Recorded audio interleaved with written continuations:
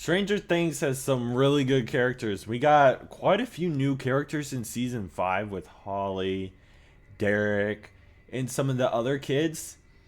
And I like some of the things that happened to the characters in season 5, and some things I didn't really like.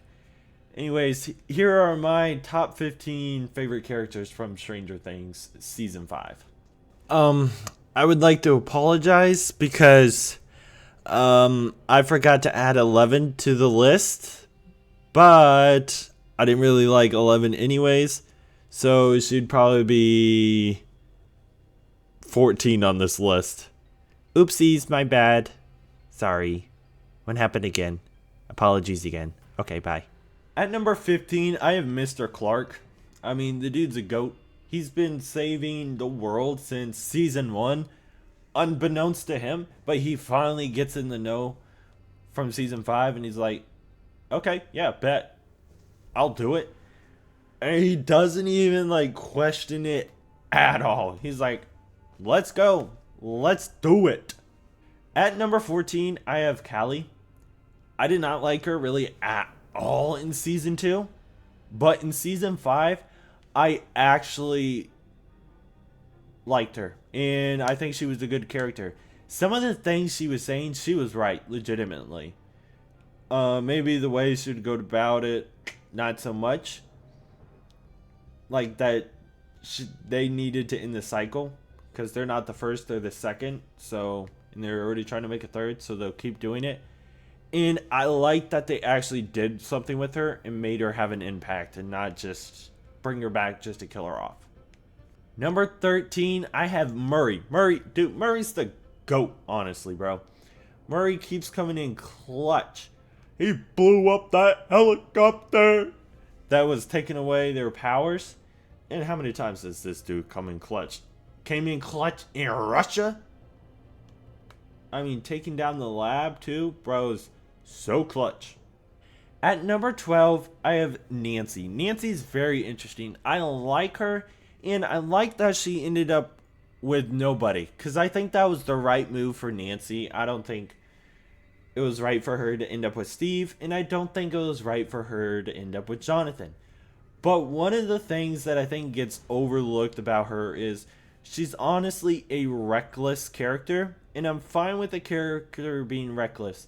But it's like no one recognizes that she's a little reckless. And it has hurt them a little bit. But she's really seen no repercussions for her recklessness. Like she's the like at times she can be reckless. At number 11, I have Jonathan. And I first off, I love that he was the one to save Steve. I love that obviously I was hoping that he wouldn't end up with Nancy. Some of the things with him, like I feel like his vibe got changed a little bit, which you can call it character progression, sure. Also, I love that he got to make his film. You go, boy. Go, Jonathan. Make your film, Jonathan. Coming in at number 10 is Dustin. I like Dustin. All these characters in this season I actually enjoyed a lot. But for me, Dustin, we don't get as much Dustin, or Dustin doesn't seem as Dustin has usually Dustin been. That talk with Steve was very deep, a very great scene. One of my favorite conversations that he has with Steve when right before he dies, and the argument too.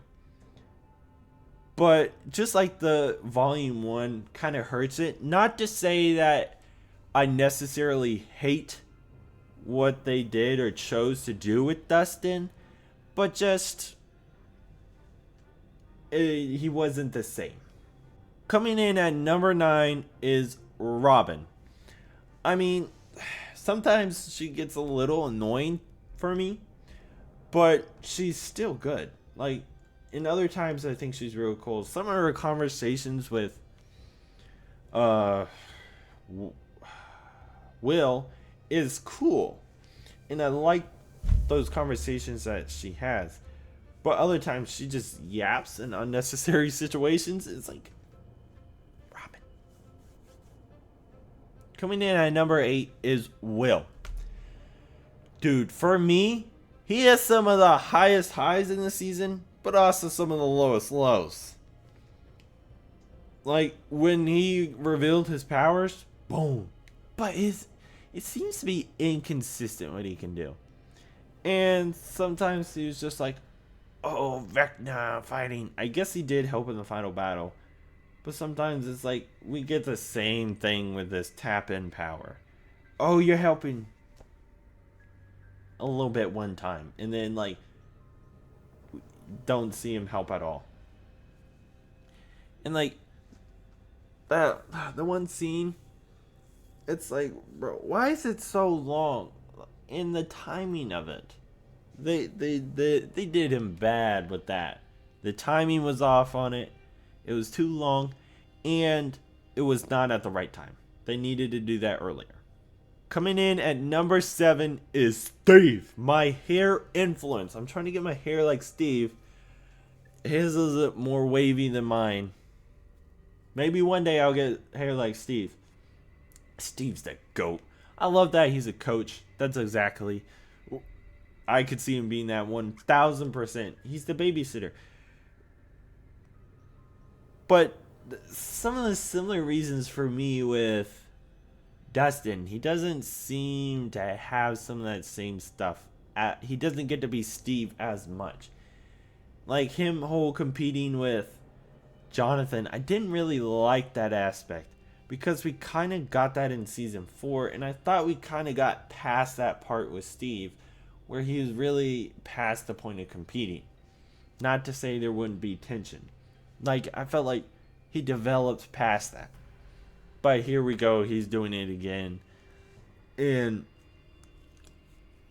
he was a little too whiny at times. No, he's kind of been a little whiny always. But just in the way it was done. But always loved the GOAT, Steve. Coming in at number 6 is Lucas, bro. Lucas and Max, the best couple in Stranger Things, without a doubt. Oh my Lanta. Like Lucas, like the things he does is awesome. Like he's just so cool. And to me, he's like the most consistent character on the show. Whereas, like, some people will be up here and then down here. He's just very consistent, like, all the way through the show, really, for me. Very consistent. And that's what he was in this show. He was always good, maybe not necessarily always great, but he's never bad. He's never a bad character. Coming in at number 5 is Mike. The finale is carrying this low-key. Specifically, the last hour. He really shines. I mean, we see that in season 1. And we seem to be getting that same thing. He's that storyteller again. He's the dungeon master. He's the party leader again. And I'm glad we get to see that again in season 5. Because we kind of went away from that. And put him on the back burner at times.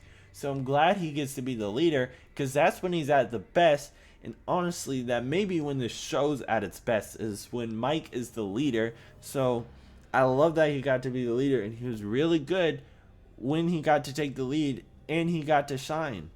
Him and 11. He didn't get as happy. Well, he was happy, but that she's alive. But coming in at number 4, I mean, I have Derek.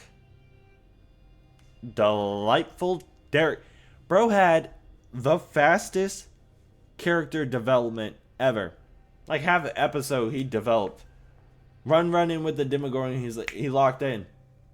He said, "Alright, I'm finna stop tweaking. I'm locking in. What you need me to do? What you need me to do?" And he locked in. He helped the kids. Boom. And who saved Holly? Derek. Delightful Derek.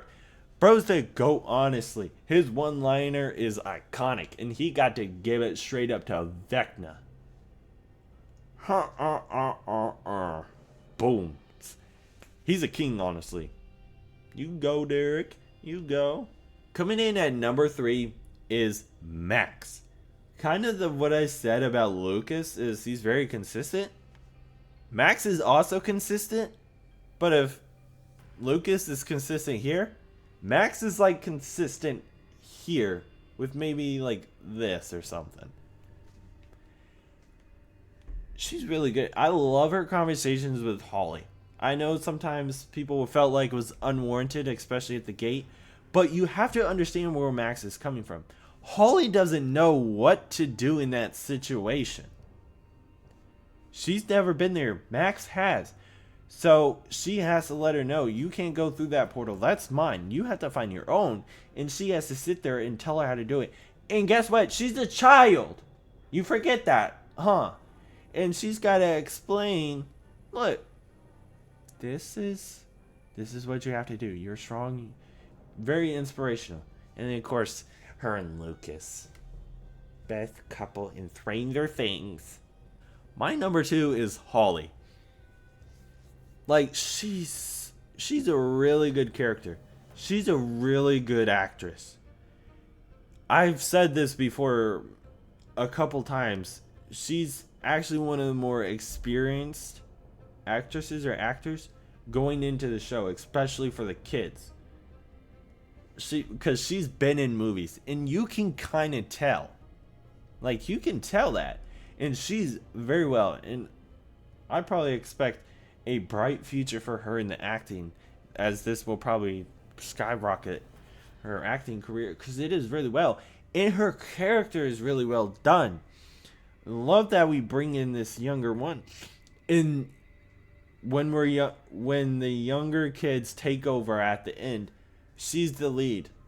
She takes Mike's place as the lead, and she's brave, and she leads the kids away from Vecna, protects them all, and when it comes down to it, she takes the poker and stab Vecna. And when it came down, she stood on business. Coming in at number 1 for me is Vecna, Mr. What's-It, Henry Creel, 1. He's one of the best villains of all time. The actor that plays him is absolutely insane. He plays it perfectly. Every little thing they add to Vecna or Mr. What's-It, Henry Creel, 1, I just seem to like him a little bit more. Now, the whole thing where all like the adults knew him in high school, I wasn't so sure with, because he was kind of done with experiments when he was younger. We found that out in season 4, and then he's also grows up, or we see him as an adult in that lab. So that part's a little confusing for me, where it's like, would he really have been in school? I don't know. And I know it's like the play, but it's like, I don't know. So some of that's a little, but he's so creepy, and he's the right amount of creepy in the right way. He's honestly such a good character. He's one of the best villains ever in media. Like, honestly. And I absolutely love his character. He's so interesting. He's got drama. But also, when it comes down to it, he was like, it's like, you have trauma, you can... He's like, nah, I want this. I'm evil. I'm that evil guy. Nah, there ain't no good in me. Forget that. Forget that. And then he died. That was kind of sad. I cried when he died. Just kidding. That'd be weird. Anyways, Vecna's number 1 best character from season 5. Anyways, yo, that was my list of my top 15 favorite characters. Like, Loki, really good. No Hopper and no Joyce. A little bit forgot, but I do not like them. They're like one of the 2 characters I do not like in season 5. It's so frustrating with them because they used to be two of my favorite in like the first two seasons. Then they dropped off. Lower and lower each season. Ah! Anyways, I'm blabbering on too much. Take care. See you later.